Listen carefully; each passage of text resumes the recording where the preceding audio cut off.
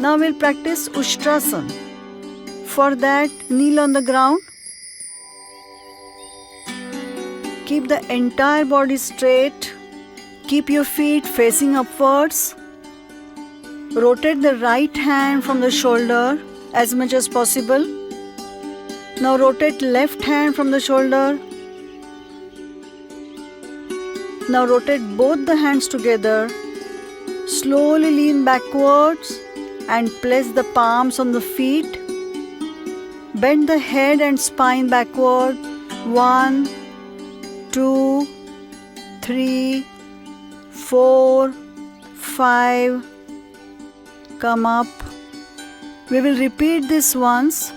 Rotate both the hands and push the abdomen forward.